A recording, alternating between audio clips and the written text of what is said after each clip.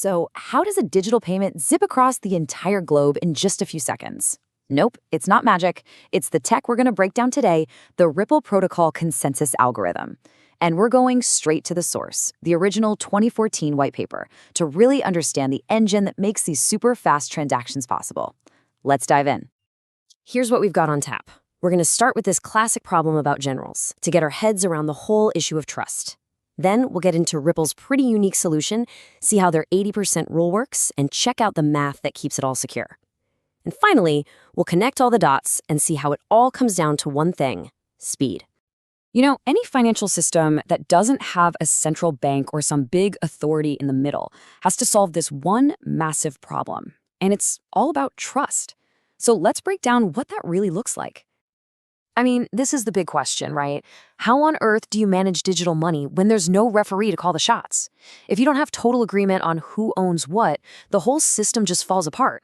It's a huge problem of trust, but on a global scale. To really get this, picture a bunch of generals trying to coordinate an attack. The catch? They can only communicate through messengers. Now, some of those messengers might get lost, and even worse, some of the generals might be traitors, sending out bogus information. In a digital network, those traitorous generals are just malicious nodes, and the lost messengers, well, that's just network failures. So, any decentralized system that's going to work needs to do three things really, really well. First up, correction. It has to be able to spot and reject fake transactions. Simple enough. Second, agreement. Everyone on the network has to agree on the exact order of transactions. This is what stops people from spending the same money twice. And finally, utility.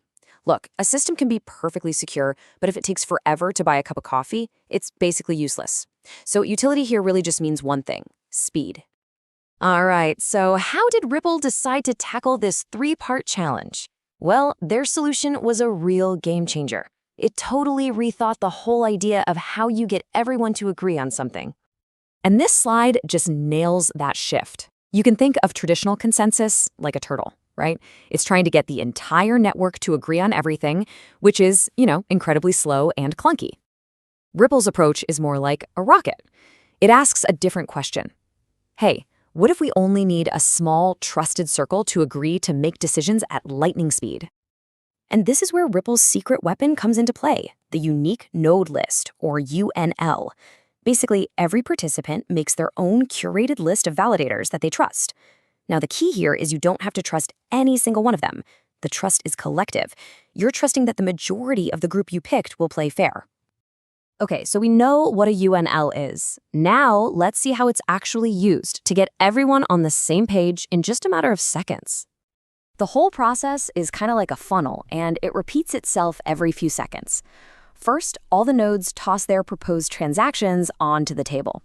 Then, the servers check their trusted lists, their UNLs, and vote. The transactions that get enough votes move on to the next round, where they need even more agreement to pass, until finally, only the transactions with overwhelming support get confirmed. And that overwhelming support has a very specific number: 80%. For a transaction to be set in stone, it needs a thumbs up from at least 80% of the members on a UNL. And this number isn't just pulled out of thin air, it's the mathematical bedrock of the entire system's security. So how does a simple number like 80% create a digital fortress? Well, it all comes down to the clever math that this whole system of trust is built on. So by needing 80% to agree, the system can handle up to 20% of the nodes in a UNL going rogue or just failing. As long as that other 80% is honest, the agreement holds strong. The white paper calls this strong correction. And the math is pretty clear. For any fraud to sneak through, more than 20% of your trusted nodes would all have to team up to lie to everyone else.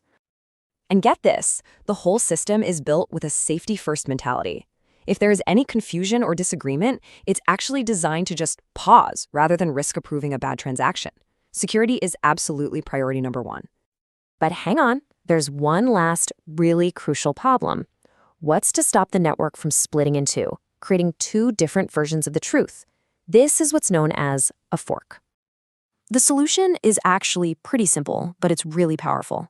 You just make sure that everyone's trust lists overlap, a lot.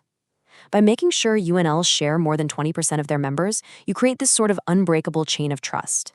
It guarantees that information flows freely across the entire network, which makes it mathematically impossible for two different versions of reality to exist at the same time. And this whole ingenious design, the trust lists, the security, it brings us right back to that third pillar we talked about in the beginning, utility, which, as we said, is all about one thing: speed. Every single piece of this system, from the UNL to that 80% rule, is engineered to do one thing: to take that slow, clunky funnel of traditional consensus and turn it into a high-speed pipeline. The end game here is to just get rid of friction and go as fast as possible. And what's the result in the real world? It's pretty staggering, actually.